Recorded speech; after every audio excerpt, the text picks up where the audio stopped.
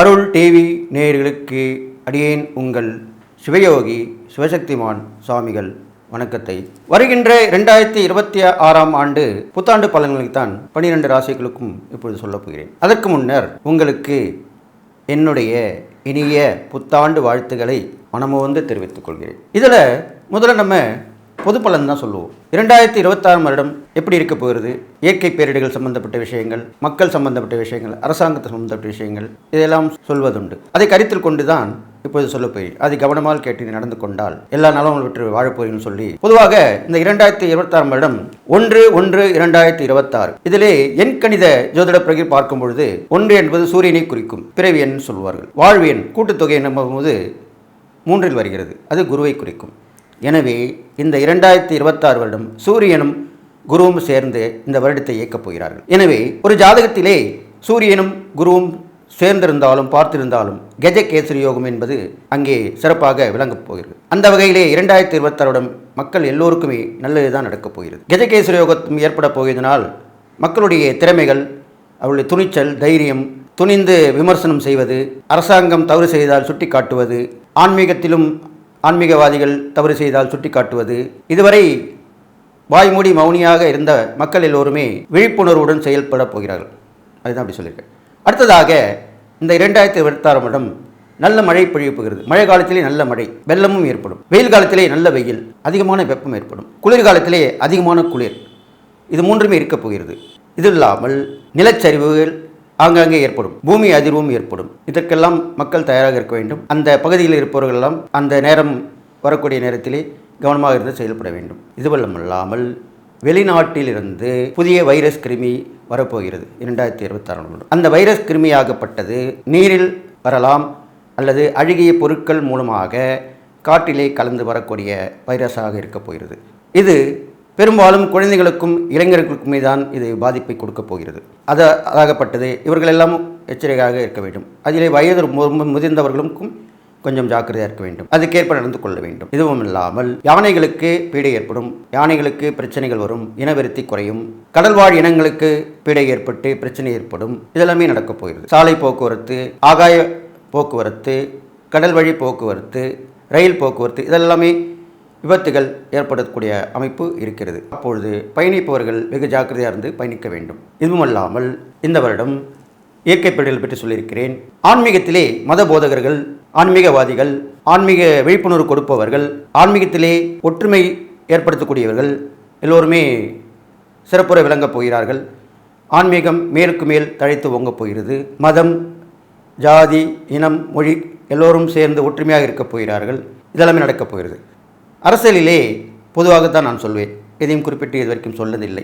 அரசியலிலே கண்டிப்பாக மாற்றங்கள் ஏற்படும். அது ஆன்மீகம், கலைத்துறை இது சார்ந்த நிர்வாகத்திற்கு சிறந்து விளங்கக்கூடிய இவருடைய ஆட்சி தான் அமையப் போகிறது. கண்டிப்பாக மாற்றம் இருக்கும். அது மக்களுக்கு ஏற்ற மாற்றமாக தான் இருக்கும். ஏனென்றால் அடுத்த வருடம் பெரும்பாலும் அரசியல் கட்சிகள் இருப்பவருக்கும் அரசியல் கட்சி தலைவர்களுக்குமே குழப்பமான மனநிலை தான் ஏற்படும். யாருடன் யார் சேர்வது என்ற குழப்பமே இருக்கும். கடைசி நேரத்தில் தான் முடிவெடுக்கப்படும். ஏனென்றால் ஆண்டு கிரகங்களான சனி பகவான் மீனத்தில் இருப்பதனாலும், குரு பகவான் மிதுனத்திலும் கடகத்திலும் மீண்டும் சிம்மத்திலும் இந்த மாதிரி மாறி மாறி வரப் போகிறார். அப்போது அடிக்கடி பயிற்சிகளாக போகுது. குருவோட பயிற்சி, ராகுகேது பயிற்சி ஆண்டு முடிவில் தான் வரப்போகுது. அதை பற்றி கவலை இல்லை. இந்த குரு பயிற்சியாலே எல்லோருடையும் குழப்பங்கள் ஏற்படும், தெளிவான சிந்தனை கிடைக்காது. இருந்தாலும் மக்கள் தெளிவாக இருப்பார்கள். அவர்கள் நினைத்தது நடக்கும், கேட்டது கிடைக்கும், நல்ல ஒரு ஆட்சி அமையும் என்று சொல்லி இந்த 2026 வருடம் இதெல்லாம் நடக்கப் போகுது சொல்லி மகர ராசி நேயர்களே, உங்களுக்கு உண்டான 2026 வருட புத்தாண்டு பலன் தான் சொல்ல போகிறேன். அந்த வகையில் முதல்ல உங்களுடைய ராசிக்கேற்ற கிரகநிலையை பார்த்துக்கொள்ளலாம். மகர ராசிக்கு 2ஆம் இடத்திலே ராகு பகவான், 3ஆம் இடத்திலே சனி பகவான்,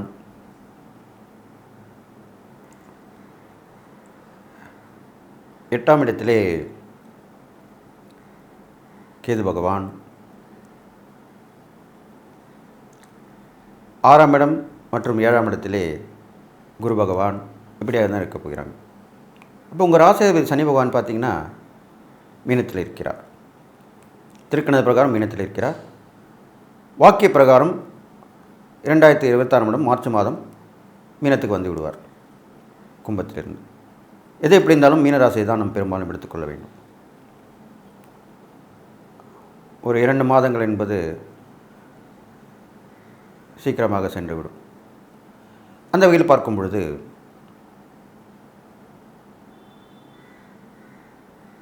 மீனத்தில் இருக்கும் சனி பகவான் கண்டிப்பாக நன்மை தான் செய்வார். குருவோட வீட்டில் இருக்கார் இல்லையா, சுபத்துவமான வீடு தான். அப்போது குருவுக்கு உண்டான குணங்கள் அவருக்கும் கொஞ்சம் வந்துவிடும். எப்பொழுதுமே பாப கிரகங்கள் சுப கிரகங்களுடைய வீட்டில் இருந்தால் நன்மை தான் நடக்கும். அந்த வகையில் பார்க்கும்போது உங்களுக்கு நன்மையான பலன் இருக்கப்போது.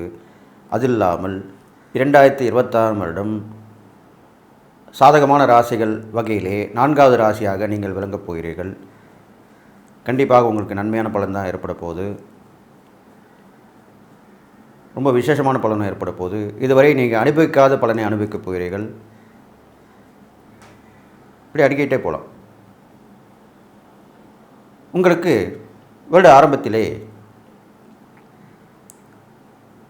5ஆம் இடத்திலே 6ஆம் இடத்தில் இருக்கக்கூடிய குரு பகவான்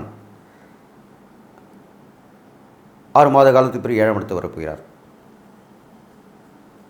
6இல் இருக்கும் குருவால் கடன்கள் கொஞ்சம் தீராமல் இருக்கும்.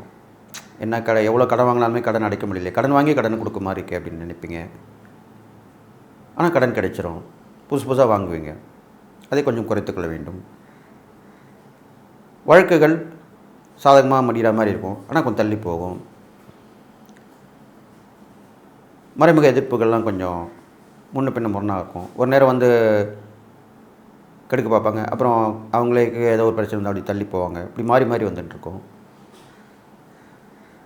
உடம்புலையும் சிறு சிறு பிரச்சனைகள் வந்து நீங்கிவிடும், போயிடும். பயப்பட வேண்டாம். உடனே கவனித்து மருந்து மாத்திரை சாப்பிட்ருவீங்க, ட்ரீட்மெண்ட் எடுத்துருவீங்க. எப்பொழுதுமே ஒரு நோய் நொடி வந்துட்டால் உடனே கவனிச்சிட்டா எந்த பிரச்சனை இல்லை. அதுதான் உங்களுக்கு நடக்க போகுது. அதனால் பயப்பட வேண்டாம். அடுத்ததாக 2ஆம் இடத்தில் இருக்கும் ராகு பகவானால் அடிக்கடி குடும்ப நிமித்தமாக அலைச்சல் திருச்சல் ஏற்படும். வருவாய்கள் கொஞ்சம் தாமதப்பட்டு வந்து சேரும். பணத்தடை ஏற்படும். குடும்பத்தில் குழப்பமான மனநிலையாக இருக்கும். இது மாதிரிலாம் ராகு பண்ணிட்டு வருவார். இது எப்படி இருந்தாலும் திடீர்னு சில நேரங்களில் அதிசயமான வாய்ப்பையும் கொடுப்பார். கேட்காதவங்க இடத்துலேருந்து உதவி கிடைக்கும். அது மாதிரி நடக்கும். 8ஆம் இடத்துல கூடிய கேது பகவானால் நிம்மதி இல்லாத வாழ்க்கையாக இருக்கும். எப்பயுமே குழப்பத்தில் இருப்பீங்க. என்ன நடக்க போதோ ஏன் நடக்க போதோ அப்படி குழப்பமாக சிக்கி தவிப்பீங்க. இதெல்லாமே முதல் 6 மாத காலங்கள் தான் இருக்கும். அப்புறம் அடுத்து வரும் 6 மாத காலங்களுக்கு 7ஆம் இடத்துல குரு வந்திருப்பாரு, உங்கள் ராசியை பார்க்கிறார். அப்போ கண்டிப்பாக நல்லதாக நடக்கும். விட்டதை பிடிப்பீங்க, இழந்ததை மீண்டும் பெறுவீர்கள். அரசியல், சினிமா, கலைத்துறை சம்மந்தப்பட்டது, சமூகத்துறை, அரசாங்கத்துறை எல்லாத்துலேயுமே ஒரு ரவுண்டு கட்டி பார்ப்பீங்க. உயர்ந்த நிலைக்கு வந்துடுவீங்கன்னு சொல்கிறேன். அதுக்கு தான் அப்படி சொன்னேன். பொறுப்புகள் தேடி வரும், நல்ல வாய்ப்புகள் உருவாகும், எல்லாமே கிடைக்கும். மாணவ மாணவிகளுக்குமே அந்த அடுத்த ஒரு 6 மாத காலத்திலே நல்ல படிப்புகள் கிடைப்படும். அந்த நேரத்தில் நீங்கள் கூடிய எக்ஸ்ட்ரா ஏதாவது படிப்பும் படிச்சுக்கலாம். அதுக்குண்டான வாய்ப்பும் அமையும். கண்டிப்பாக வெளியூர் வெளிநாட்டு பயணம் ஏற்படும். மகராசிக்காரர்கள் அடுத்த ஒரு 6 மாத காலங்களில் குரு உங்களுடைய 7ஆம் இடத்தில் உங்கள் ராசியை பார்க்கும் பொழுது. இது இல்லாமல் சனி பகவானும் உங்கள் ராசிக்கு 3ஆம் இடத்தில் இருக்கிறார். பாபகரங்கள் 3, 6, 11 இருப்பது வெகு சிறப்பு. அந்த வகையிலே நல்ல தைரியத்தை கொடுப்பார், தன்னம்பிக்கை கொடுப்பார், துணிச்சலை ஏற்படுத்தி தருவார். ஒரு காரியத்தில் இறங்க முடியாமல் இருந்த நீங்கள் இப்பொழுது இறங்கி விடுவீர்கள். இது எல்லாமே அந்த அடுத்த ஒரு 6 மாதங்களில் நன்றியமாக நடந்துடும். முயற்சியால் ஜெயம், அந்த ஒரே ஒரு வரியில் சொல்லிட்டு போயிடலாம். இது மாதிரி நடக்க போகுது உங்களுக்கு. அடுத்ததாக உங்களுடைய ராசியாதிபதி நல்ல ஒற்றுமையை ஏற்படுத்துவார் மக்கள் வழியிலே. அவர் மூலியமாக ஆல்ரெடியுமே சொல்கிறோம் இல்லையா, இப்போ நிறைய ஒர்க்கர்ஸ் வச்சு வேலை வாங்குறாங்க இருந்தால் அவங்க மூலிமா உங்களுக்கு நன்மை நடக்கும். இரும்பு எண்ணெய் சம்மந்தப்பட்ட துறையில் உங்களுக்கு நல்ல முன்னேற்றம் ஏற்படும். ஆயுள் காப்பீடு சொல்கிறோம் இல்லையா, அந்த வகையில் இருக்கவங்க நல்ல வாய்ப்புகள் உருவாகும். உங்களுக்கு தக்க நேரத்தில் சில பேருக்கு இந்த காப்பீடு மூலிமா கிடைக்காமலாம் தள்ளி போகும், அது எல்லாமே கிடைச்சிரும். இதெல்லாமே நடக்க போகுது உங்களுக்கு. எது எப்படி இருந்தாலும் மகர ராசிக்காரங்க இந்த 2026 வருடத்துக்கு உண்டான சாதகமான ராசி வரிசையில் 4வது ராசியாக சொல்லப்பட்டிருக்கு. அதனால் உங்களுக்கு எந்த விஷயத்தில் நீங்கள் பயப்பட வேணாம், கவலைப்பட வேணாம். கண்டிப்பாக நல்லதாக இருக்க போகிறீங்க. 2026 உங்களுக்கு ஒரு புதிய வாய்ப்பை கொடுக்கும், புதிய சிந்தனையை கொடுக்கும், புதிய பொறுப்பை கொடுக்கும், சந்தோஷமான மனநிலை கொடுக்கும், நல்லா வாழக்கூடிய வாழ்க்கையை கொடுக்கும். அதனால் கண்டிப்பாக நல்லா இருப்பீங்க. நீங்கள் செய்யக்கூடிய இறை பரிகாரம்னு பார்க்கும்போது உங்கள் ராசாதிபதி சனி பகவான் தான். அப்போது சனி பகவான் 3ல் இருக்கிறார், பயப்பட வேண்டிய அவசியம் இல்லை. ஆஞ்சநேயர் வழிபாடு, அதிலே பஞ்சமுக ஆஞ்சநேயர் வழிபாடு விசேஷமாக இருக்கும். சனிக்கிழமையிலே வழிபடலாம், வியாழக்கிழமையிலே குருவை வழிபட்டு வரலாம். முதல் 6 மாத காலம் குரு 6ஆம் இடத்தில் இருக்கிறபடியால் குரு பிரசித்தி பெற்ற ஸ்தலங்களை சென்று வழிபடலாம். குழந்தைங்களுக்கு தான தர்மம் செய்து வழிபடலாம். இது மாதிரிலாம் செஞ்சுட்டு வரலாம். அது இல்லாமல் இந்த மகர ராசிக்காரர்களுக்கு அடுத்த ஒரு 6 மாதங்கள் ரொம்ப விசேஷமான பலன் நான் சொல்ல போகிறது. அதனால் எல்லாமே உங்களை தேடி வரும். குருவுடைய பார்வை பலனால் உங்களுக்கு புதிய ஒப்பந்தங்கள் கையெழுத்தாகும், புதிய பொறுப்புகள் தேடி வரும், புதிய பதவிகள் ஒரு பதவி உண்டாக்கி உங்களுக்கு கொடுப்பாங்க. பதவியே இருக்காது, க்ரியேட் பண்ணி கொடுப்பாங்க. அதெல்லாம் பார்த்துருப்பீங்க. சில பேர் ஒரு கட்சியிலையோ இல்லை எல்லாம் ஒரு இதில் இருக்கும்போது அவங்களுக்கு யோசிப்பாங்க, இவங்களுக்கு என்ன பதவி கொடுக்கும், ஆனால் திறமை இருக்குது, அனுபவம் இருக்குது, அதை ஒரு க்ரியேட் பண்ணி கொடுப்பாங்க. அந்த மாதிரி உங்களுக்கு பதவிகள் கிடைக்கும். மகராசிக்காரர்கள் நீங்கள் செய்யக்கூடிய தான தர்மம் பார்க்கும்போது உடல் உழைப்பால் கஷ்டப்படுற தொழிலாளிகளுக்கு உதவி பண்ணலாம். அவர்களுக்கு உணவு, உடை, இருக்க எடுப்படம் பண்ணி கொடுக்கலாம். நிறைய தான தர்மம் பண்ணிட்டு வரலாம், தொடர்ந்து செஞ்சுட்டு வரலாம். எல்லாவில் எம்பெருமான் சிவபெருமானை வணங்கி வழிபடலாம். பள்ளிக்கொண்ட பெருமாள் என்று சொல்லக்கூடிய அந்த விஷயத்தை, ஆழகால விஷயத்தை கொண்டு அந்த சிவபெருமானை வணங்கி வழிபட்டு வரலாம். திருநீலகண்டர் என்று அழைக்கக்கூடிய அந்த சிவபெருமானை வணங்கி வழிபட்டு வரலாம். எல்லாமே உங்களுக்கு சூட்சமான பரிகாரமாக சொல்லப்பட்டிருக்கு. அதனால் 2026 மகர ராசி சாதகமான ராசிகளே கடைசி ராசியாக வருகிறது, 4வது ராசியாக. அதனால் எது எப்படி இருந்தாலும் கண்டிப்பாக உங்களுக்கு நல்ல ஒரு வாய்ப்பு உருவாகும். உங்களுக்கு நல்ல வாழ்க்கை கண்டிப்பாக சித்திக்கும்னு சொல்லி எல்லா நலமும் பெற்று வாழ்வீங்கன்னு சொல்லி வாழ்த்தி விடைபெறுகிறேன். நன்றி.